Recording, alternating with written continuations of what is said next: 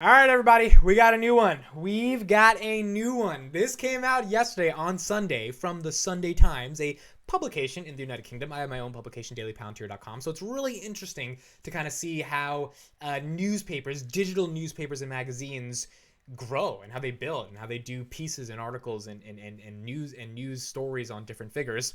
They did an expose on Palantir's Alex Karp, CEO. And I wanted to read it.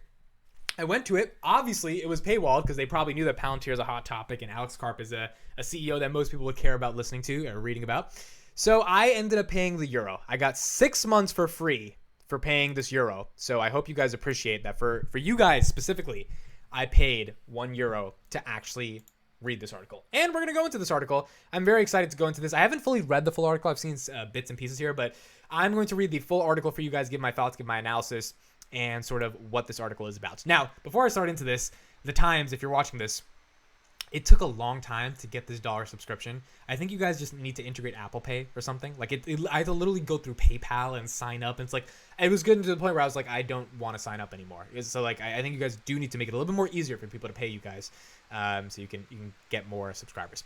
Palantir chief Alex Karp, war is here. You need a pariah on your side. The chief executive says that his shadowy data firm is more vital than ever. Let's get into it. It is a Saturday afternoon in London, and Alex Karp, a tousled hair American billionaire, is talking about nuclear war. The risk of nuclear event is significantly higher than most people think, he says. Maybe being closer to these things is also more scary. Karp is close indeed. The 54-year-old chief executive and co-founder, along with Peter Thiel of Palantir, the shadowy data analytics giant that was funded by the CIA, counts British intelligence, the NHS, and the Ministry of Defense as clients, and claims to have turned itself into an unseen operating system of Western intelligence. Now, shadowy here, I don't think is like a diss at anyone. I mean, at the end of the day, they are a little bit more secretive. They're not that secretive anymore because they're putting out a lot of content. Maybe there's a hint of negative connotation there when you're saying shadowy, but in general, I think hopefully the intention wasn't to be super negative there. Its software collates vast reams of unstructured information to deliver real-time intelligence and is, Karp says, crucial to warfighting. Is it playing a role in Ukraine? There is not a lot we can say, he says. We are in the middle of a war. That means, yeah. And I mean, COO Shyam Sankar basically already admitted that that's happening right now. So we know they are playing a role there. For a company that sells software to Western militaries, war makes for good business. Karp, though, does not put it like that. Instead, he reckons we are on the verge of a once-in-a-generation conflict, a looming clash in which Palantir is proudly and deeply involved. Meaning, Palantir is not trying to be like, yes, war, that's great, phenomenal, I'm so happy there's a war, but rather, the inevitability of the chaotic existence that we are all engaging in is geopolitical tensions that result in bad things like a war, like a pandemic, random stuff that happens. As a result of that, we need technology to be able to prepare us for those situations, and Palantir is trying to create that technology. Days after we spoke via video link earlier this month, he published a shareholder letter. Our company and the world are at an inflection point, he wrote. The absence of global conflict for more than half a century has left only a generation or two that remember total war. A global pandemic and war in Europe have now conspired to shatter our collective illusions of stability and perpetual peace. He went on, we have spent nearly 2 decades preparing for this moment. This is our time, and we intend to seize it. Karp, who set up Palantir in 2003, long ago chose a side. The $17 billion company is unapologetically an ally of Western governments and law enforcement, taking on contracts to, say, track down illegal immigrants in America, analyze data for the Pentagon's drone program to track the flow of goods across Britain's post-Brexit border, and obviously many more things. Karp admits, however, that this stance has made Palantir a pariah since inception. Among the famously progressive West Coast tech elites, for which he does not hide his disgust. He calls Silicon Valley an island of valueness, corporations that has abdicated its duty to protect the best technologies to its government. Karp has been very vocal about this. I mean, he's basically admitted that Silicon Valley does not care about things that are actually going on in the real world. They care about monetizing through advertising, and that's why Palantir moved to Denver, Colorado, and they have a fundamentally different business model. Here we have Peter Thiel and Trump. When Google did not renew its Pentagon contract to analyze drone imagery in 2018 after workers demanded the search giant get out of the business of war, Palantir picked it up. Karp's ad-driven rivals are responsible, he says, for the mass metastatiation of cultural ills. I don't know what that word means. We're going to look that up right now. I think it means like combination or spreading of it. Maybe spelled it wrong. Metastasis, cancer breaks away from the blah, blah, blah, blah. So it's like, I think it's spreading. Basically, he means something is spread. Yeah, metasize is to spread or grow by metastasis. Okay, spreading. Context clues. That helps us understand it. 2 years ago, he moved its headquarters from California, which was subject to regular protests of privacy and civil rights campaigners, to Denver. And Karp, who's not married, now resides in a remote patch of the New Hampshire countryside. My nearest neighbor is 6 kilometers away. He says, I have some chickens that come out and visit me in the morning. That is super interesting, bro. Like, when you invest in a company, you're investing in the people that, like, are running that company at the end of the day. You're not just investing in the idea. The idea is nothing without the people that are actually able to execute that idea.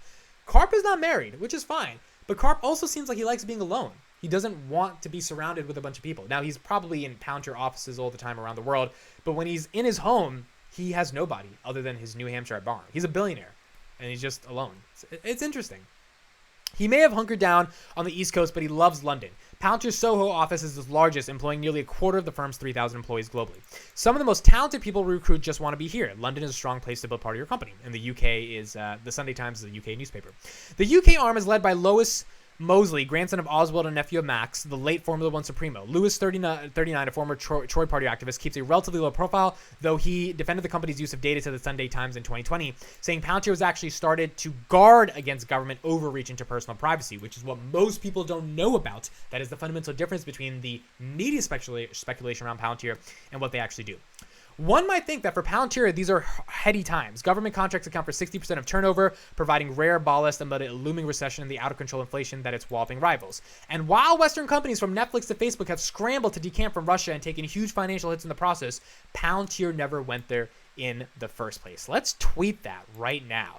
Live on this video, at Amid is Investing if you want to check me out on Twitter. We're going to tweet that right now. Boom. Palantir. We got to tweet that. And the reason we got to tweet that is because that's one of the beautiful things about this company. They didn't go into Russia and China. They made sure to actually not work with adversaries, which means they're not being discounted from a cash flow or valuation perspective because they never had those things part of their business, whereas Netflix and Facebook did. We always had problems with investors because we said we would not sell to U.S. adversaries. They hated it because we were reducing our addressable market. That's been a big issue from the beginning of Palantir until recently. Yet, for all of his conviction that Palantir's time has arrived, Wall Street disagrees strongly. This month, the firm announced a 30% surge to $446 million in sales for the first quarter, but also revealed a $101 million loss. Investors brutalized the stock. Since May 9th, Palantir shares have fallen 18% to a little under $8, giving it a market value of $16 billion. They're down nearly 73% from their pandemic high. The plunge has come, it must be said, amid a market wipeout this month in which trillions of dollars in tech stock valuations have been vaporized across the board. On a call with investors, Karp seemed exacerbated that no one appears to have woken up to the world he sees. And this was the earnings call that they put out a couple of weeks ago.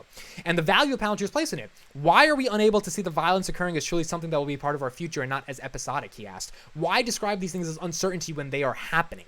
His argument to shareholders, to investors, to the world is like, this isn't a joke. This is not fear-mongering. We're not just doing this to get more contracts. This is happening right now. We should probably do something about it, which means have technology that can solve these things. The first time I met Karp at Palantir's Palo Alto premises in 2020, he was doing Tai Chi, cycling through precise movements as workers veered around the boss in the company courtyard. Later in his office, we spoke about a wooden sword he kept there and practiced with while he drank a juice bought by his assistant. It was a fitting introduction to Karp, who, as long as he can remember, has seen himself as an outsider. He grew up near Philadelphia in a super intellectual, very far left house as a mixed race child. His mother, African-American artist, his father, a Jewish pediatrician. Most people don't know that Alex Karp is mixed. He went to a lot of protests. It was a very unusual environment, he says, recalling that most of his mother friends were gay artists. I didn't know what business acumen actually was. Karp is more of a progressive individual, and you can see from his growing up that why he became very progressive. Karp, studious and introverted, says he always felt different. Every institution I interact with, I would come away saying, okay, I can navigate this place, but I'm not a part of it. That's a very profound philosophical idea, right? I'm a part of this place. There's like, I'm a member of this kind of community. I'm navigating how this community works, but I'm not really a part of the community. I'm not like someone who's vital to the community. And for, most people that are watching this video, you probably realize that without a community, life kind of sucks. I mean, you have your own individual ambitions, but without anyone to share it with collectively, it kind of doesn't mean anything at the end of the day. After university in Pennsylvania, he studied law at Stanford, where he met Thiel. The pair got along despite their differences. Karp, the far-left intellectual, Thiel, the arch-libertarian who would go on to found PayPal, write Mark Zuckerberg his first check, and famously support Donald Trump. Thiel, who remains Palantir's chairman, has decided to step down from the board of Facebook as he has ramped up his funding of far-right candidates in the U.S. elections. Karp voted for Hillary Clinton and donated to Joe Biden. They disagree with each other, but they can get along. After graduating, Karp moved to Germany, first to learn the language and then to study the country's social philosophy. He earned a PhD, fell in love with and planned to stay. Then Thiel called. Having sold PayPal, he thought that in the feeble months after 9/11, the payment company's anti-fraud algorithms could be repurposed to fight terrorism. That was the genesis of Palantir.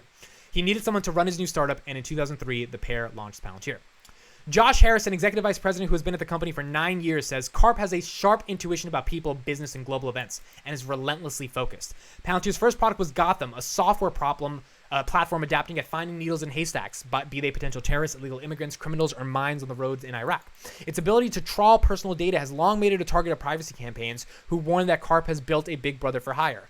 Giant contracts with America's health and human services and the NHS, under which Palantir software processes health data for millions of people, have added to those fears. Again, a lot of this stuff is actually helping the problems, not collecting data and then privatizing it and then selling it, which is some of what the other tech companies do.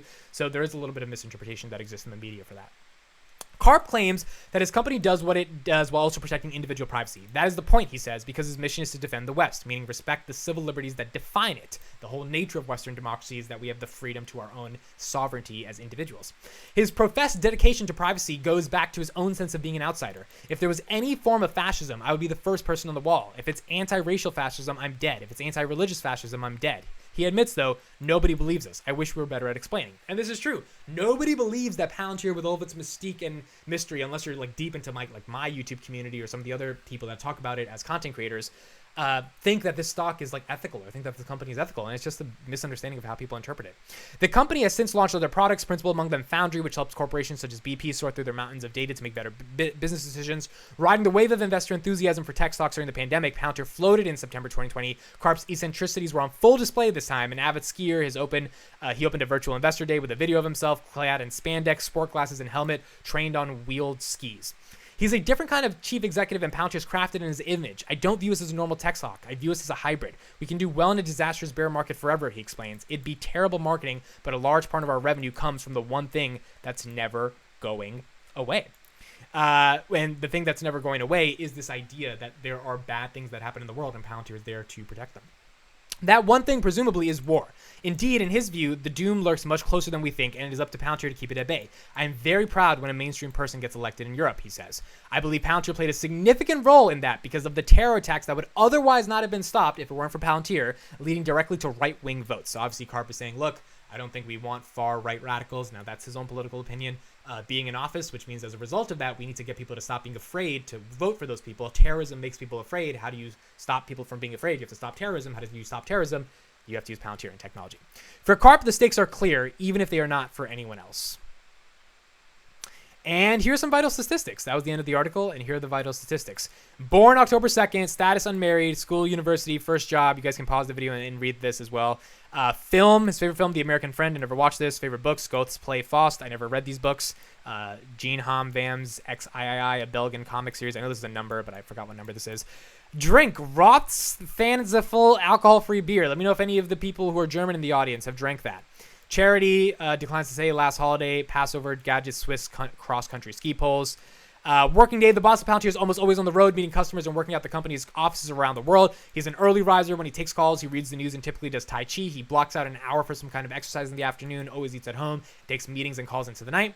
Downtime, Karp is an avid cross-country skier and often escapes to the countryside near his home in New Hampshire to indulge. He also religiously does Tai Chi every day. It is an eternal martial art, he says. To make it work, you have to do it every day. There it is. There's the piece on Palantir and Alex Karp. Let me know what you guys thought about that. I thought it was interesting just to learn a little bit more about who Karp is outside of just, the Alex Karp we see. And I mean, the stuff that he said, the quotes that he gave pretty much give us a understanding that this guy really does think that he's doing something meaningful for the world. And in order to do something meaningful for the world, you have to be misunderstood, but you also have to believe things that the rest of the world doesn't, and then execute against those beliefs. So very, very interesting stuff. It also says he doesn't know how to drive. So hopefully he can drive the company to a new direction. Thank you guys for watching. Let me know your thoughts and comments on what you thought about Alex Karp. DailyPalantir.com. Lots of articles coming out covering Karp and a lot of different things that have been happening over Palantir over the past couple weeks. Make sure you check it out. Thank you guys so much for watching. I'll see you in the next one.